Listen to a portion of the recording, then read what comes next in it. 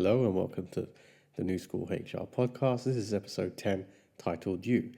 This is the final episode in season 1. We finally made it, so let's go.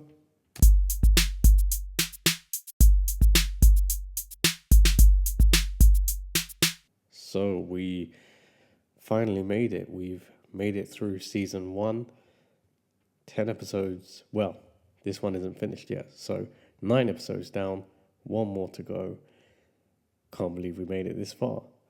I read a thing on the internet, I don't remember what site it was, where it said the average podcast makes it to 7 episodes. So I was determined to do that, considering I had all 10 episodes sketched out. So finally here, I wanted to get it done before the end of the year, and it looks like we're going to do that so I can have a break. Well, hey, season 2 is already mapped out, so that was done back in November. So literally, it was a case of finishing this one off. So episode 10 is the one I'm looking forward to, and this is basically about you. So this is just some advice, some sort of bits around your own development, yourself, things to consider, things to implement, things to share. So this one's kind of personal. Whilst I've been excited for it, I didn't know how this one's going to turn out. So obviously, as normal, I've got my notes, going to follow those notes, but this one's going to be a bit more free flow. So I don't know. This might be one of the ones like episode 00 that you want to skip, but yeah, let's go for it. So for this episode, I've actually got 8 different points listed. So in order, who are you? What is your HR stance? What was your journey? Who are you away from work? What do you offer? Why are you unique? Kind of sounds like the same thing. Who said you couldn't? And what next? So let's start with point 1. So the first thing I say to people is, who are you? That's the first thing I do when I meet someone. I ask them, who are you? What is your brand if they're at a certain level? So I'm all for brand. This was something I was taught very early on in my career. I can't actually remember who taught me it, but it makes a lot of sense. So it's something that I can use particularly in conversations with management, especially those who are fairly new. So when we talk about who, do you know yourself? Do you know what makes you tick? Do you know what makes you switch off? Do you know what your actual interests are? Do you actually know what it is you want from the task, the job, even in your personal life? Do you know yourself? I think that's quite important. Like, obviously, well, you don't know, obviously, but I'm in my mid-30s, heading towards 40, and there's so many different interactions and stuff throughout life that shapes you. And these have a bearing on who you are as an individual as you go through it. And you get close to people, you distance from people, and all of these experiences are what helps develop you. So at each point in my career, I think you can align it to each different role. I have changed. So that could be what I want, what I am happy with, contentment. It could be looking and observing things and striving for more. But each time, each stage, you change. And that should come with each role you go through. There's the uncertain period. There's the full command period. There's all different parts of it. The next thing is to think about who has been around you the longest and why. So as you get older, those of you who are under 30, probably still enjoying life out there on the weekend. Probably not so much now. Maybe that's different. But you'll see that the people around you change. So you have best friends, you have close friends, you have family. All of it changes. Even family, it all changes. And the one thing I always do is look at who's been around the longest. So I think for myself, literally, I have one friend who has been there since day dot in different guises. We was actually talking about it today, When we was in college, we weren't really that close. Got closer when we finished, but he's been around since day dot.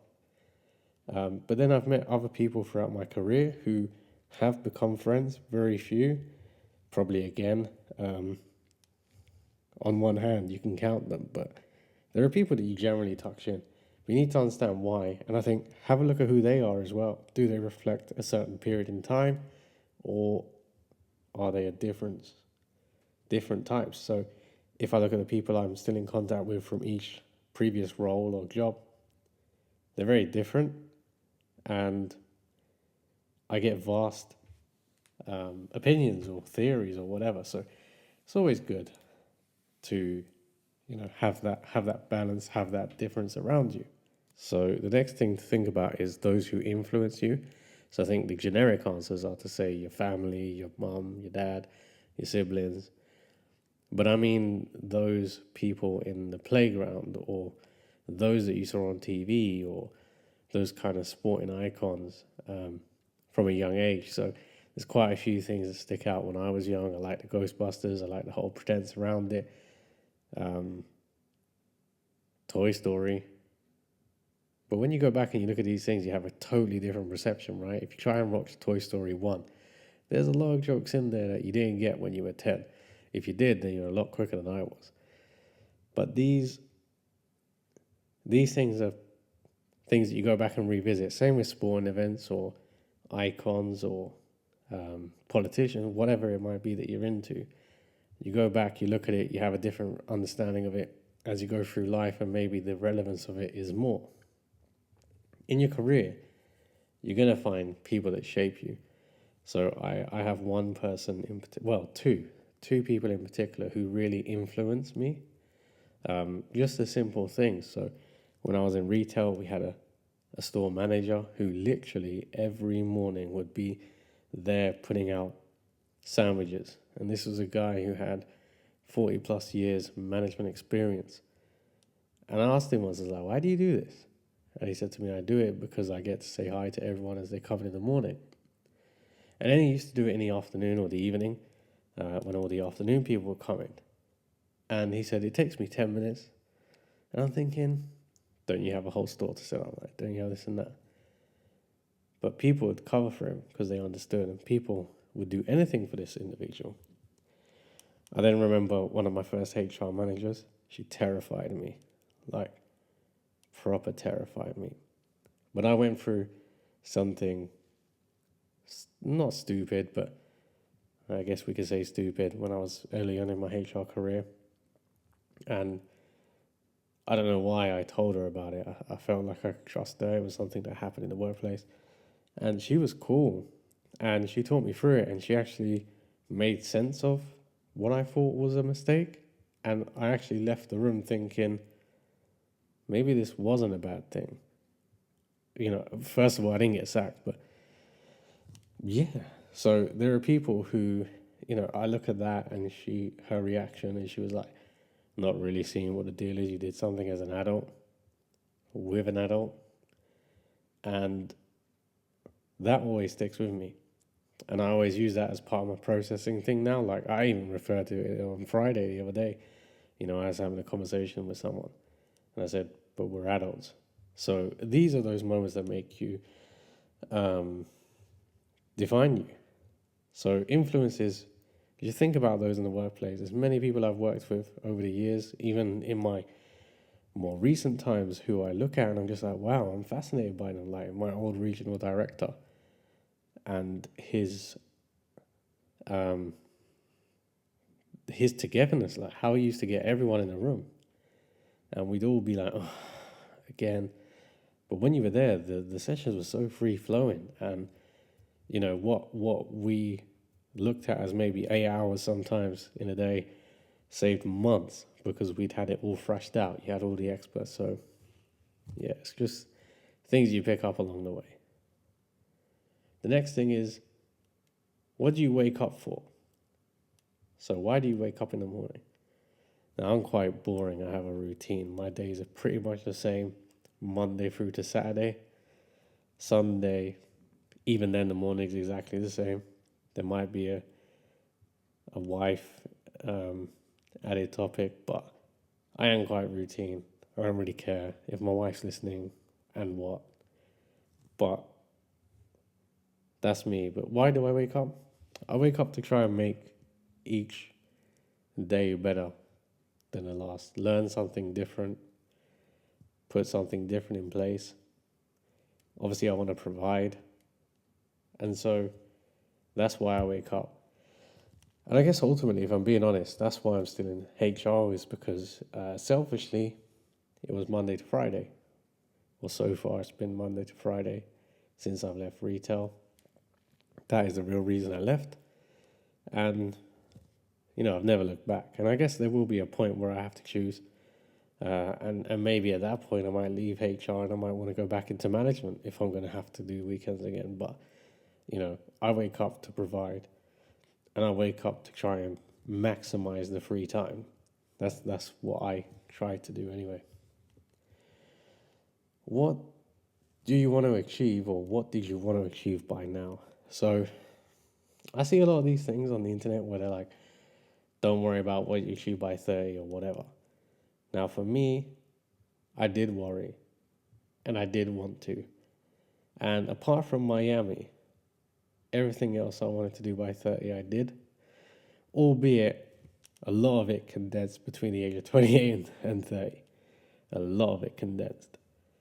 But if you don't have a sense of something that you want to achieve, I don't believe you push yourself.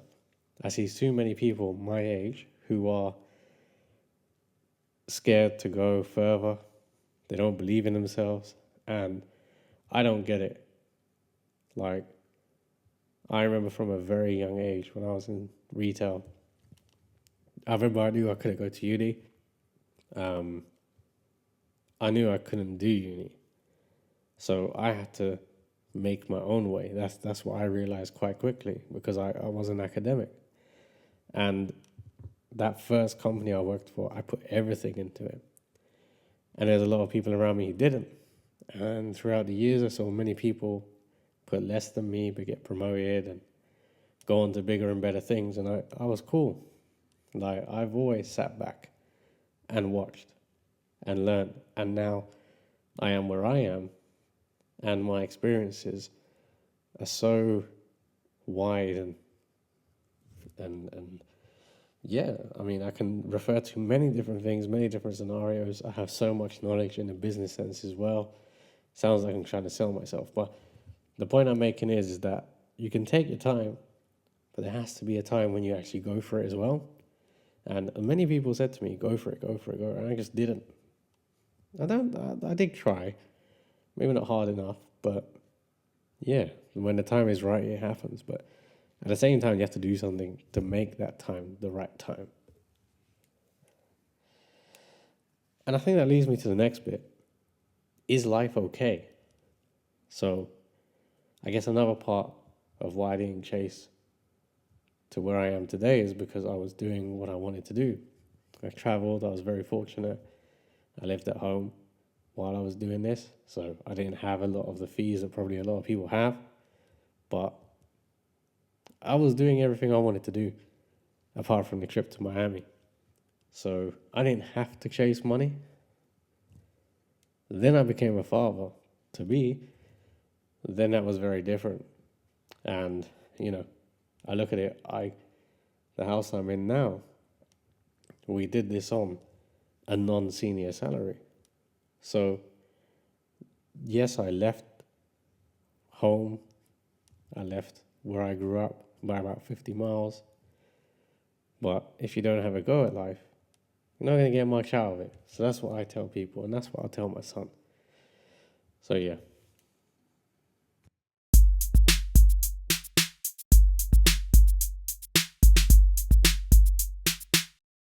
So the next part I want to talk about is, what is your HR stance?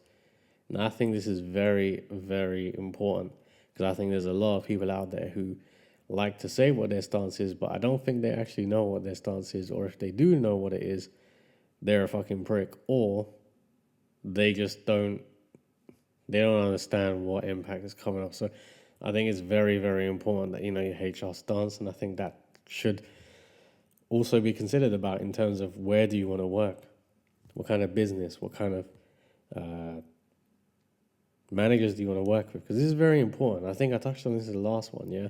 Like, if your HR stance is one way and you work in a business that doesn't suit that, it just looks wrong and it doesn't help anyone. So I know very well what my HR stance is. If you listen to the podcast, you'll see that I'm not by the book, I'm not generic.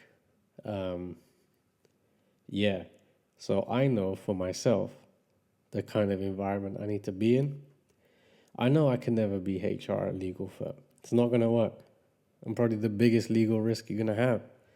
No, that's not true. I'm actually quite measured and controlled. But, you have to be able to fit in where you're going to work. And that is important. And I think HR just expect people to fit around us. That's not how it works. 9 times out of 10, people don't even want us in the room. So that's going to be the wrong way to start. So the first thing I say to people is, why are you in HR? So look, I fell into it. I don't even know why I'm in HR. Well, I know now, and I'm okay at it. But at the beginning, no, that's not what I wanted to do when I left school. I wanted to do multimedia. So I'm not quite sure what happened, but I do know that I've learned a lot, and I like to share a lot. And when I was in L&D, I enjoyed that. So it's kind of always been a part of me to stay in HR and just continue to learn, continue to grow. And I think as I became an advisor and I became a business partner, strategic thinking and all that really does it for me. So I know I like this side. But at the same time, I'm not going to rule out maybe one day I'll go back into management. Who knows? But yeah, I think you need to know why you're in HR, especially those who actually, study it or, they actually want to do it. Like, that's what they actually wanted to do when they went to school and stuff. Because I do appreciate that nowadays HR is a much more known thing than it was when I was in school. The next thing is, where are you on the HR ladder? We have to be realistic with ourselves. So if you are a HR assistant, where do you want to be next? And, there's different versions of everything in HR, and that's what I've learned. This is a different business partner role to my last one. And I no doubt suspect that if I have another business partner role, it'll probably be different to the other, this one and the other one. So you need to know where you are. That's one thing. But the one thing I recommend to every single person is to complete the CIPD HR development wheel, because that will show you your opportunities. It's very accurate, because when I completed mine, it actually showed me all my gaps, and it actually made my development as a business partner, because that was a bit I needed. If I lied, though, to myself, I'd still be where I was. And the stuff I learned was around reward, and I wouldn't have been able to pull off half of the stuff I've done in my new company if I didn't work on reward. So you have to understand where you are in the ladder, what your development is, but you also have to understand that place. So I know I'm not a director. I know I have gaps. And so I'm receptive to getting that feedback or that experience or being around them so I can better myself. The next thing to think about is, who is your HR role model? Now, you might think to yourself, there's going to be some famous HR person, but it might be a department manager. So I know people that practice HR who have never even worked in HR. Like, quite often there's a couple of people I say to them, you'd be quite good in HR. These are the people I get drawn to the most, because if they naturally have a style or ability that suits within HR, I like to take notice of it. And the other bit I then found out was, these are the kind of people that go on to become HR directors. So yeah, I'm always keen for that. But in terms of actual HR, you need to find yourself a role model or someone that does things a way that resonates. So I know, for example, one of my people I worked with, we got on really well. They learned a lot. They challenged me a lot, so I learned a lot. But then when we switched over to someone else, it just didn't work. But they done really well. So when they left, so I think the piece is that you need to find a HR role model that suits with your style, or if it's not to your style and you purposely go for someone who's against it, you have to have a lot of resilience and two-way communication. So that is quite important. So then that brings me to, in terms of your HR stance, what would really help is if you was the HR director, in your mind, what would you do? Because 9 times out of 10, that will tell you. So if you think that the HR director is great and you're on board with everything, then yeah, you're probably going to stay where you are. If you start thinking about opportunities, that's when you know you're starting to think in a different way.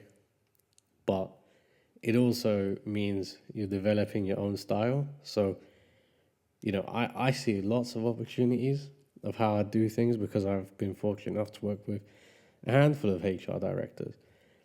But I know I'm not ready myself to be the HR director because I know there's a lot of gaps, and I continue to learn from the HR directors around me. So yeah, it's quite important that you think about these things, but at the same time, um, take notes, I guess.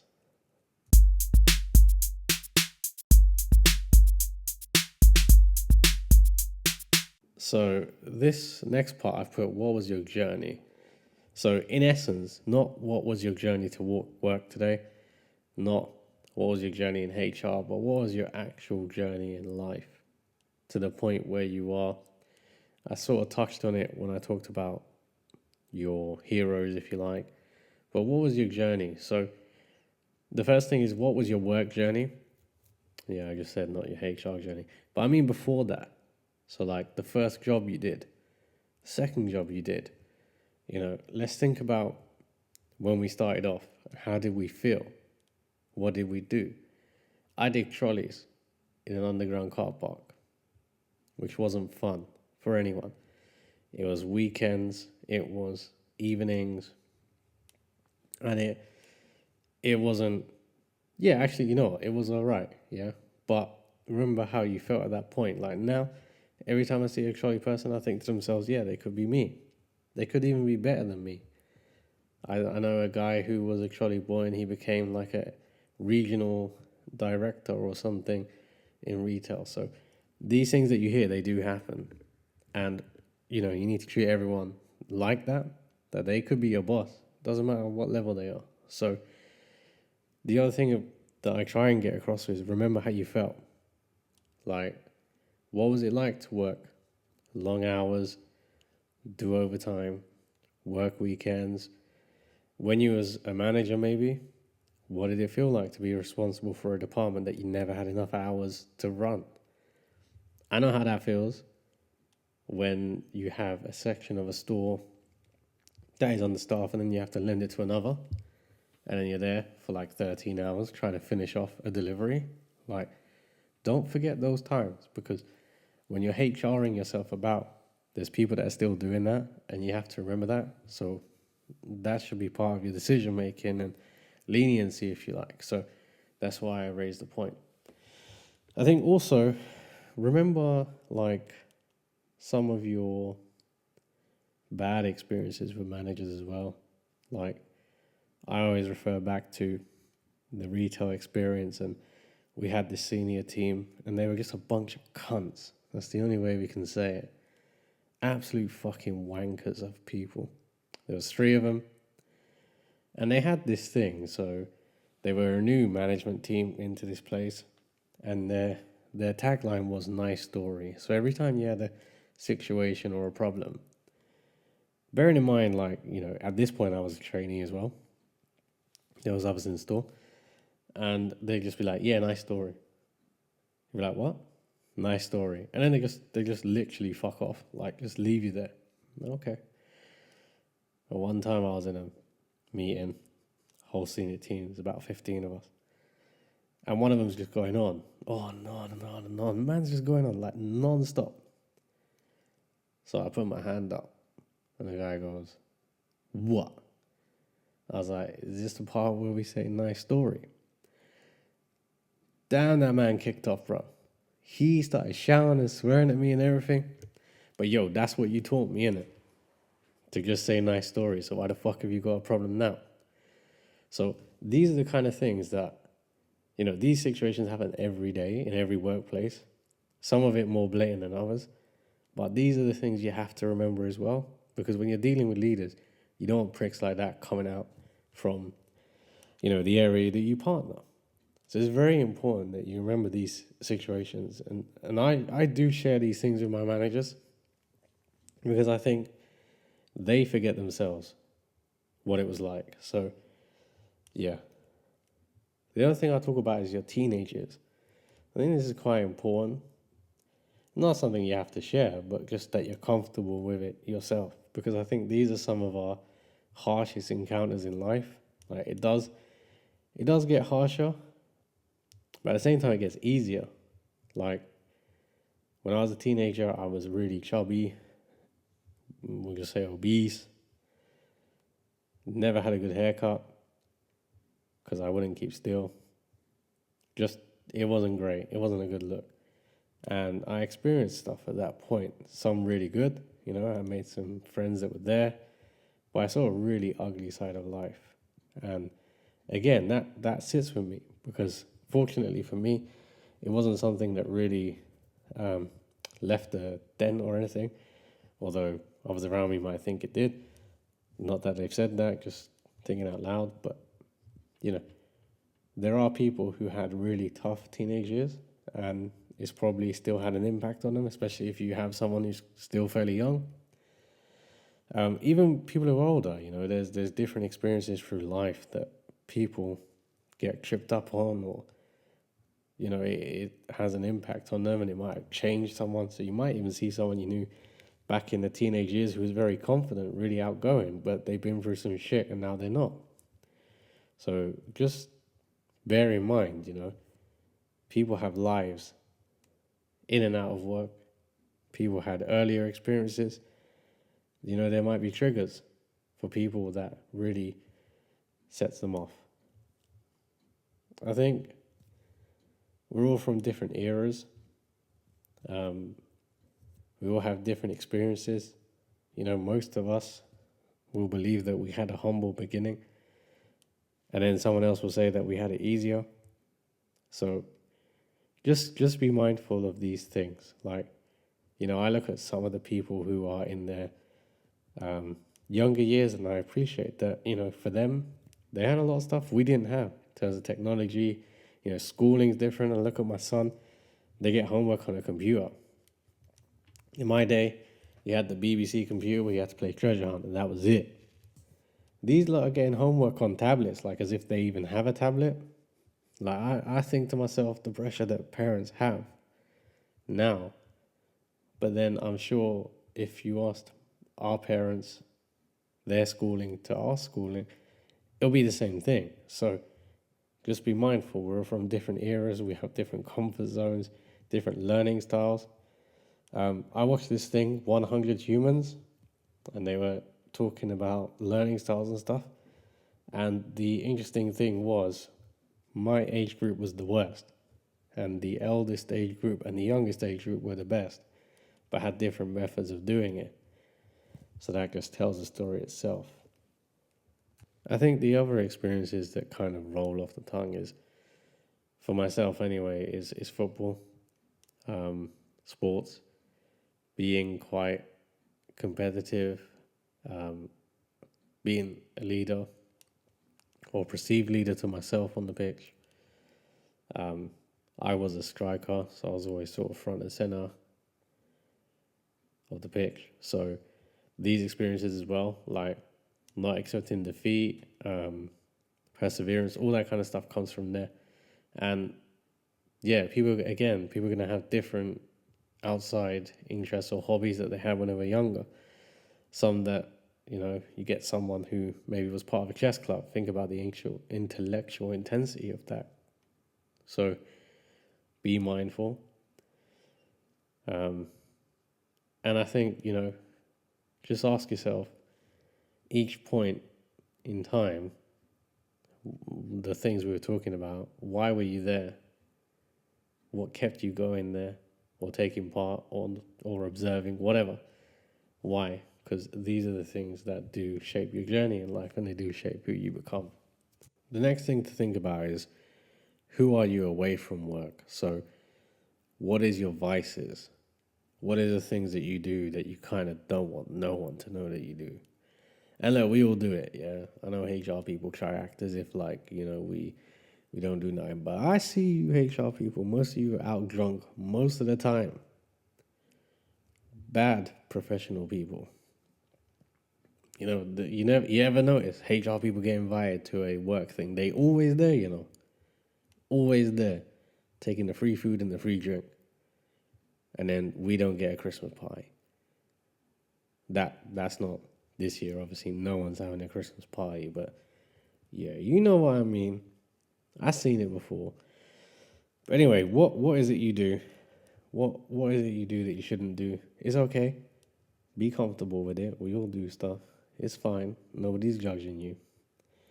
And you need to know who the real you is. So that you know who it is that you're dealing with. Because if you don't know who you is, ain't no one else gonna know who you is. So I always say to people, know yourself. Know the real you, be comfortable with it. Like I know me. To be fair, everyone gets the real me anyway. You probably tell that. Like I'm not here to try and be something else or act like someone else. But yeah. Next thing is, how do you relax? That is quite important. You need to understand how you switch off, and you need to make sure that you do it, because a lot of us don't. Like, we don't switch off. I can't even lie, I'm a victim of it today. Like, I even said to my wife, no, I'm not going to record today. But here I am recording. I even have the picture. She's like, what are you doing? You said you weren't going to record. I just want to get this finished. That's the reality of it. But anyway, you need to know how. You need to make sure you factor that in, a reasonable amount of time, how you actually switch off, because I don't see enough people do it. And the other thing is, you need to share that with your stakeholders as well.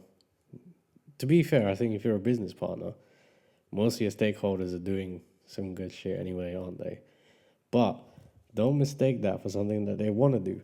So like, I had this one guy, he used to love playing golf, but the only time he actually liked playing golf was a Friday. So if he was playing golf any other day, he weren't doing it for fun. So there you go. The other thing is, if you're a parent, what is your parental style?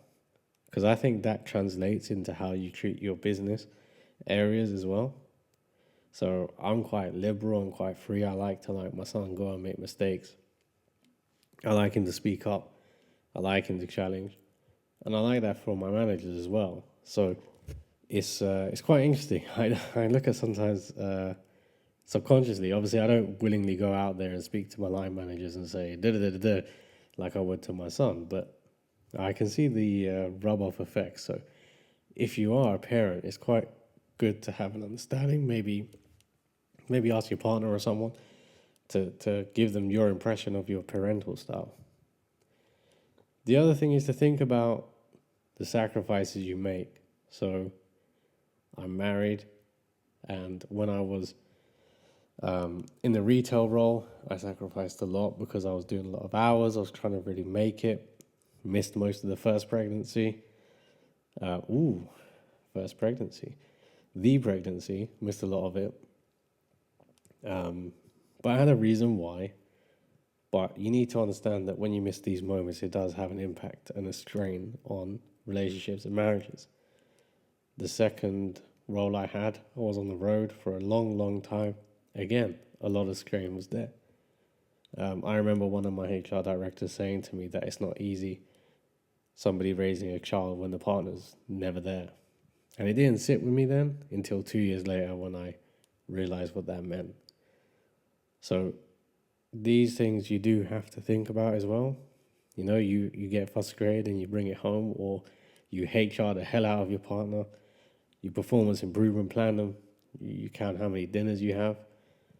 I'm not going to say too much because my wife listens to these and she's going to be using this against me. But yeah, just take a moment to step back and think about it, and think about the impact that you have on your kids and partners and family.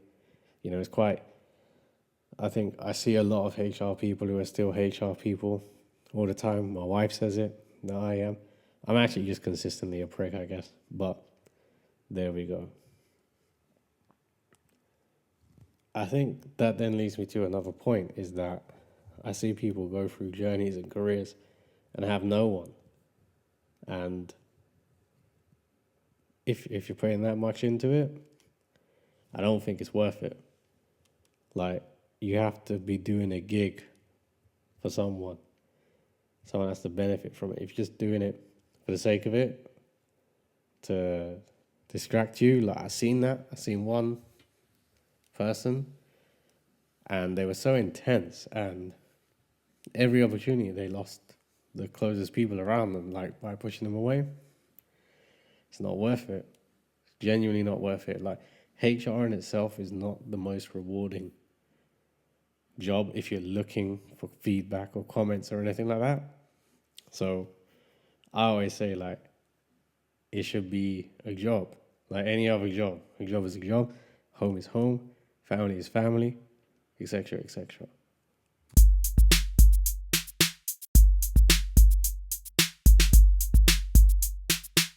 So the next thing that, you summarize all of this and you listen to all of that bit and you work out who the fuck you are, you then need to think about what you need. Damn, you can tell it's 10 o'clock at night, innit? The next point is, what do you offer? So what is the best experiences that you can bring? And that's stuff in your back pocket, the stuff that resonates with you, like the nice story. Do you know what? I hope they listen to this, because I still think you're a bunch of pricks 5 years on, 6 years on, however long it's been. You're a bunch of fucking idiots. But anyway, those experiences that you're able to share with people. And I remember I did a training session in my last workplace very early on when I started, and there was a lot of premise about my role, not me as an individual, but the actual role itself in the business, the HR advisor it was. And one of the feedback I got, I supported someone, and we did this session. I think I gave a lot of experiences, and people resonated with it. They were like, the feedback I got was that, oh, he actually knew what he was talking about. He was actually able to demonstrate it. This is very important as HR professionals. Like, I get it, we haven't all been managers, so I'm quite fortunate. When you're talking about something, people have to know that you've done it. Otherwise, if they feel like you're lying or you're talking from a textbook, ain't no one gonna fucking listen. So if you don't have the experiences, go and get them. Definitely get them before you become like a HR advisor or a business partner. Because I genuinely believe if you don't have any experiences, and look, you can still get experiences. Like, you can still interact with the business. You can still have that argument. You can still come across that fucking prick. It can all happen anywhere. You need to be able to process it. You need to be able to demonstrate how you turn that situation into a positive. You need to also know what your skills are. So, for example, I make a hell of a PowerPoint. I can now do a podcast. There's quite a few things I can do that isn't just HR. But the one thing I can't do is fold stuff and put it in an envelope. Just can't fucking do it. I'm a blue on insights. Not, I fall over at those parts. But, you need to know what skills you have that can be picked up and shared. So, like, when I do a business proposal, it's coming on PowerPoint. I'm taking those screen grabs, yeah? Those pie charts are coming out and everything. So you need to have that bit. I think socially as well, like, quite comfortable in social scenarios. I can talk across all levels because I don't see levels. I know a lot of people can't. And so sometimes I do stuff for my stakeholders just literally because it's easier for me to do it rather than wait for them to do it and fuck it up. No, that's dishonest. They wouldn't fuck it up. I probably get there quicker. More difficult conversations, stuff like that. So know what you bring to the table. But most of the time, when I talk about these things, it is about those past experiences. It is about being able to refer to how you got out of a situation on the Sunday morning. So, like, I used to run an operation that was quite time bound, and the company I work for now is in a similar situation. So I know, as an example,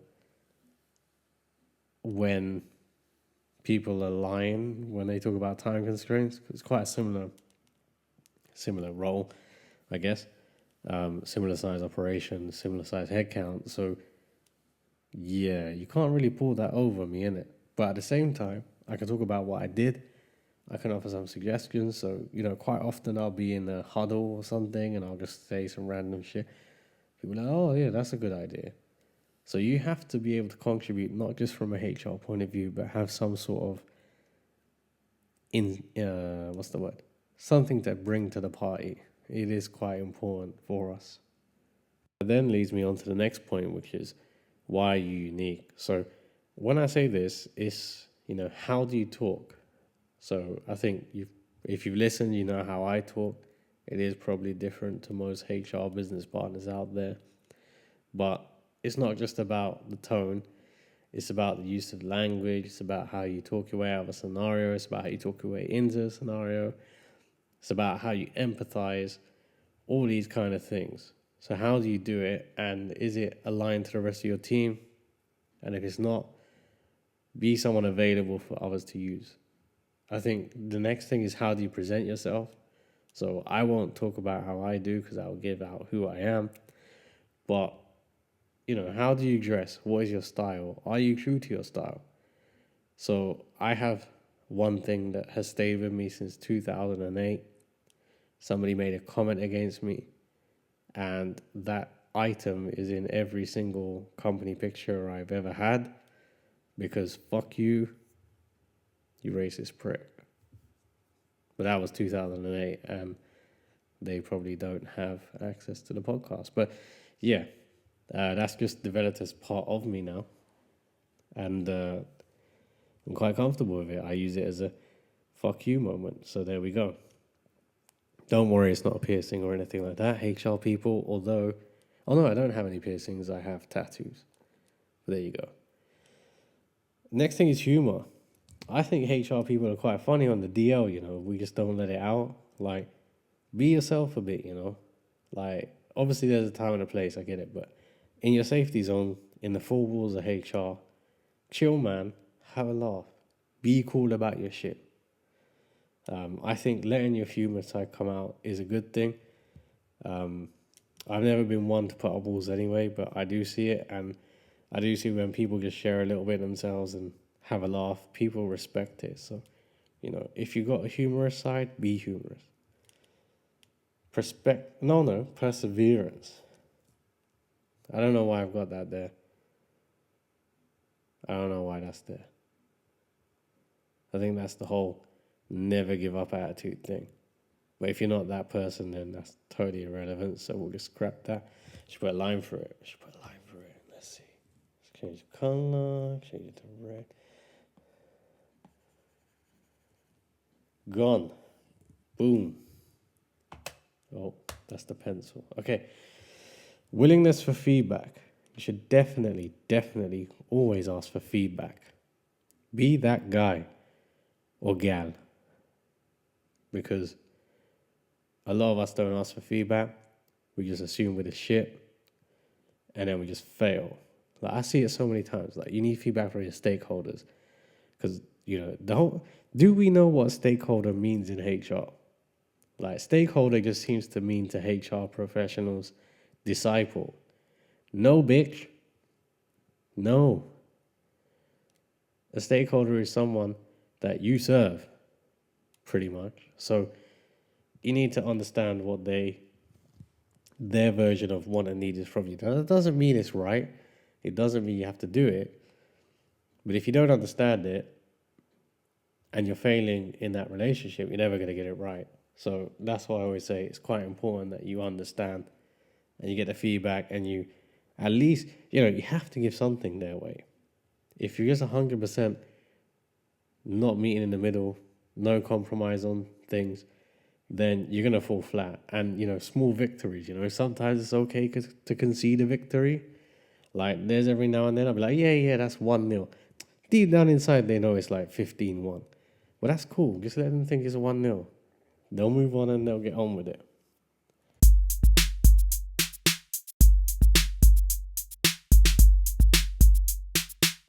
So the next part I've titled, Who Said You Couldn't? Like, I think this is a real part of building.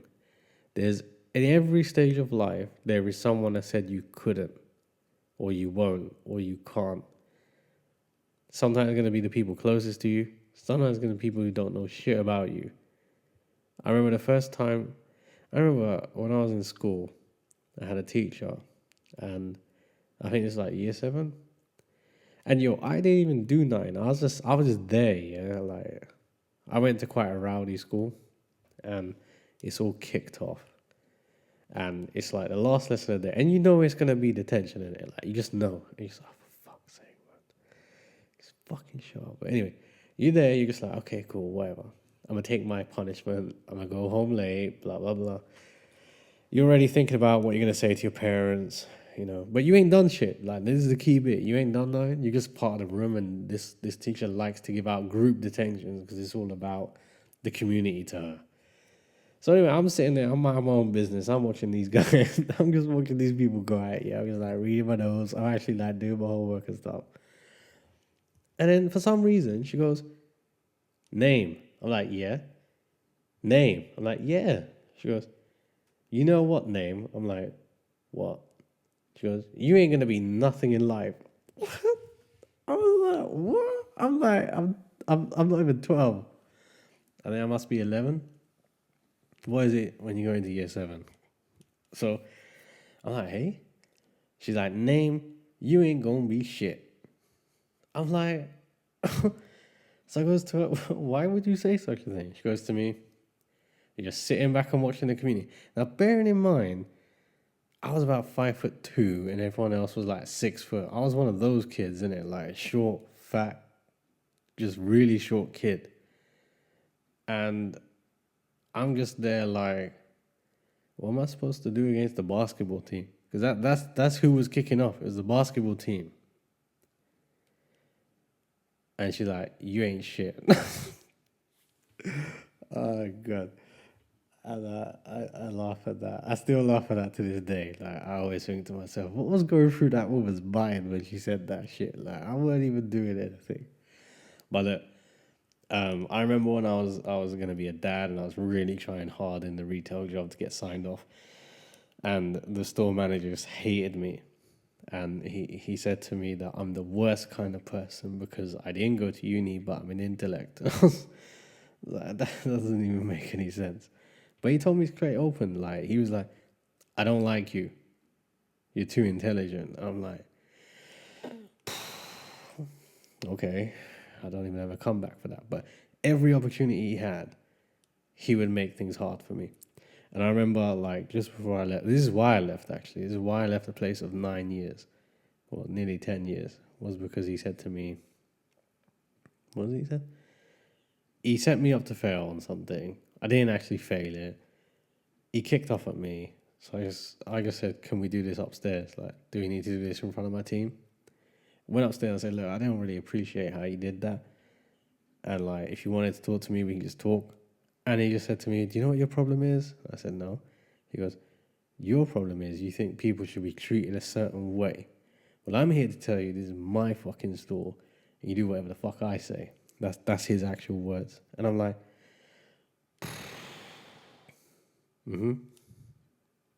okay. And he said, "You know what? You're not even good enough to put out tins of baked beans." I'm like, oh. Bearing in mind, I'm going to be a dad in like 2 months, and I'm trying hard. And, in a place where the structure was getting smaller and smaller. And this guy had the cheek and the audacity to do that. So, boy, I can't lie. As soon as I got my first company car, I sent him a picture and said, "You're right. Not good enough for baked beans. Fucking prick." I didn't say that last bit. The whole thing of being labeled when you don't conform is quite a thing in the workplace. And I just, yeah, fuck it. The next thing is, like, I made mistakes in my career. I've made some mistakes that have cost me.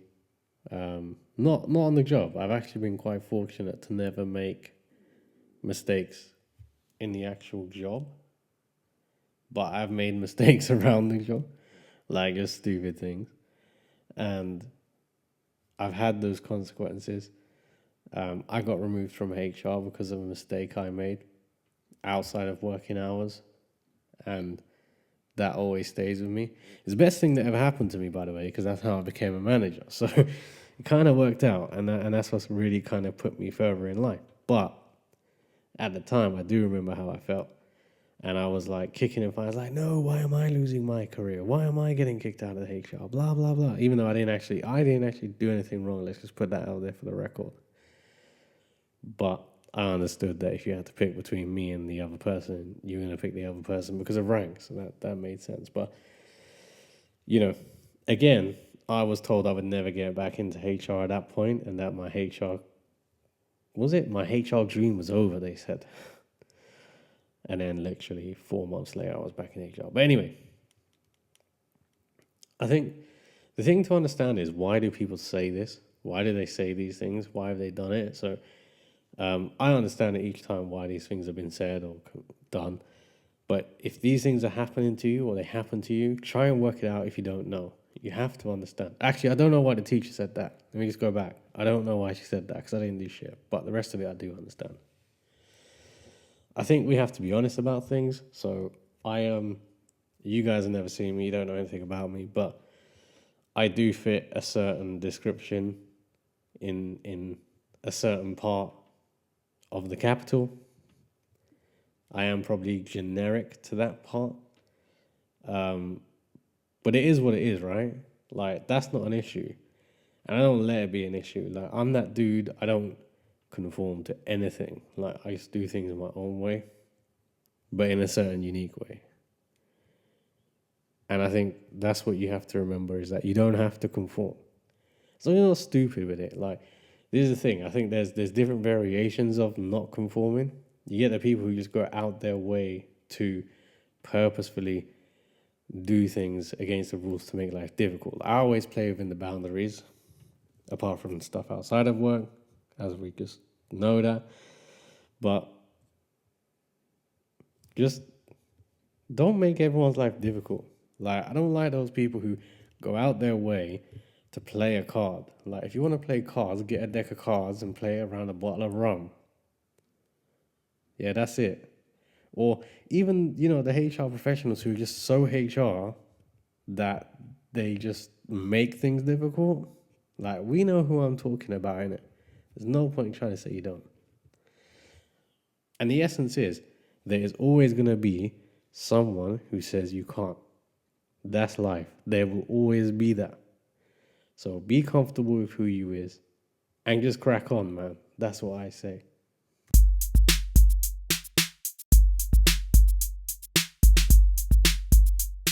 So this is officially the last bullet point of season 1. What next? Season 2. No, I'm joking. So this is just to close it off, really. Obviously, I called season 1 the probation period, I think. I don't even know what I called it. Was it probation period? Yeah. It happened so long ago. So what is next for you? What is the next gap you're going to fill? What is the next thing you're going to learn? What's the next thing you're going to take yourself out of the comfort zone and do? I know what mine is. Mine is being forced on me. So I'm going to hit that one straight anyway. But if it's not, what is it that you're going to hit? What is it that you want to do? 2020 is nearly over. Yeah. I have mentioned COVID, I think, 3 times throughout the whole of this season. Bearing in mind I started this over after COVID, so I have tried to skip around it. But look, the reality is it's not. 2020 is a write-off, bro. Like, not many people have had a great 2020. There's been losses, whether that's jobs, whether that's people, it's been hard. But there's also been some good, And I'm not referring to Captain Tom. I have to leave a pause there so people don't get the wrong idea of what I just said. But, there's been some successes as well. People have done well. There are small businesses that are booming, whereas there are small businesses that ain't. So be mindful of 2020 and just understand what it is you're going to feel next. You might have identified a new gap, because we've been forced into new ways of working and stuff. Think about your next 2 years. Think things are going to get better. Things are going to get different. I'm definitely looking at how the new ways of working are.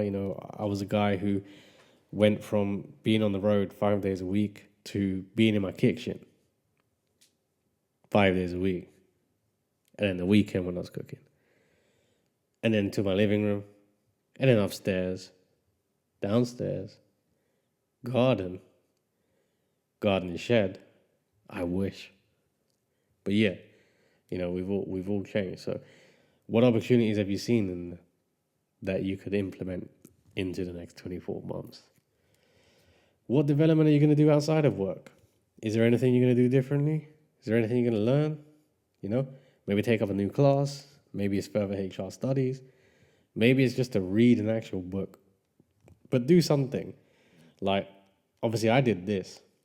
And the next season is going to force me to do research and stuff. So, try and stimulate your brain. It's very difficult right now if you're at home all the time and home is work and home is home and whatever. I'm looking at the computer in front of me. That's my wife's work computer. And I think to myself, we're in the same environment every day. We're in the same place. It's not easy. I know there are people who are not even in work. So, again, it's not easy. So think about what development thing you're going to do. What's the next level you want to reach? Like, what's the next role? Do you want to be the president? What is it you want to do? Write it down.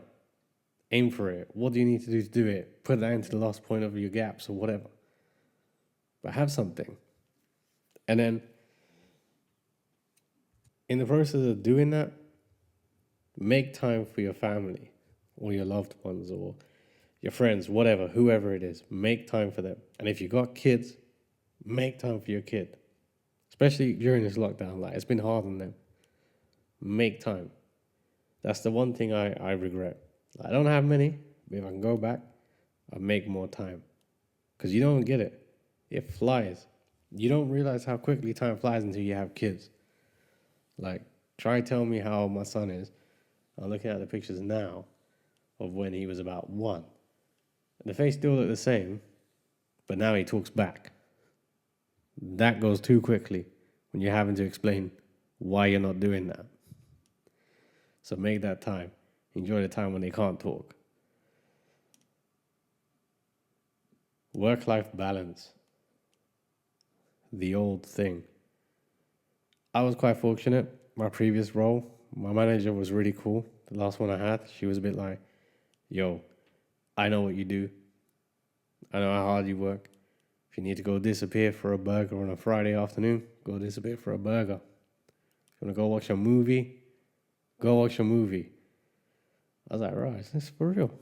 Until one day she pulled me out. She's like, you logged in every day. I was like, yeah. She goes, when are you going to go watch a movie? I was like, is that for real? She goes, yeah. I did it. She obviously worked out when it was. I don't know how. And she phoned me. She's like, what did you watch? I was like, hey. She goes, what did you watch? I told her. Good film? Yeah. Good. Feel relaxed? Yep. Okay, good. Monday morning. This is what's waiting for you. Like, the man management of some people is amazing. Like, she worked out that if you let me have a break, because I can't have a break at home on the weekend because I'm a dad or I'm a husband or whatever, she worked out that if you gave me a couple of hours in a week, that recharge was invaluable. And that's one thing I'll pass on to anyone. If you have a team and you can facilitate it, don't be a prick. If there's a way you can give them an hour, give them an hour. Makes wonders. And then that brings me to the last point. Well-being. Look after yourselves. I'm not going to go any deeper than that. Look after yourselves. Think about you as well. Because if you can't get up in the morning, you can't do something, there may be people that are waiting on you. And I don't just mean work, I mean family or whatever. So we have to take care of ourselves. Our business areas, yes, you'll meet people who ask how you are, but it's few and far between. So we have to be those people.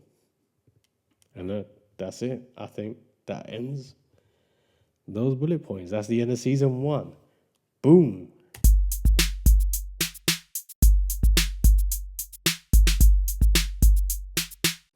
So that is the end of season 1. I've been wanting to do this. I'm going to lift the microphone. I lifted the microphone. Does that sound? How does that sound? Testing, testing, testing. There's so many things I didn't do. Look at that. Ooh, look how close that. I wonder if that really makes it. Anyway, it's just me playing about. So season 1 is over. We started this. I think the first episodes were released on 4th of July. How many months is that? 5 months. We'll say an average of 2 episodes a month. It's been tough to do this, so I hope people have enjoyed it. I think today, let's see, we had quite a few new listens. Let's go see. We're up to 392. That's pretty cool. I mean, considering I have 1,000 followers on LinkedIn, it'd be nice to see. Oh, look at Siri. Siri's going for it. Siri just interrupted me. But yeah, I mean, I don't know where this platform goes from here. I know that we're going to do season 2. But to anyone who has listened, I say thank you. I hope it's been something you've got something from. I think season 2 will be where more of the learning and stuff comes from. This was more about me getting comfortable and getting a bit of the personality and stuff aside, out there, rather. So, always happy to have feedback, etc. Again, I don't get much. But yeah, look, it's finished now. I have actually been asked how did I do this and stuff, so I might just do a little bonus podcast and just talk about the setup and how we do this, how it operates. There are pictures that are taken and put onto LinkedIn. But yeah, season 1's over. If I get to a bonus episode, I do. If not, I'll see you all on the other side in 2021.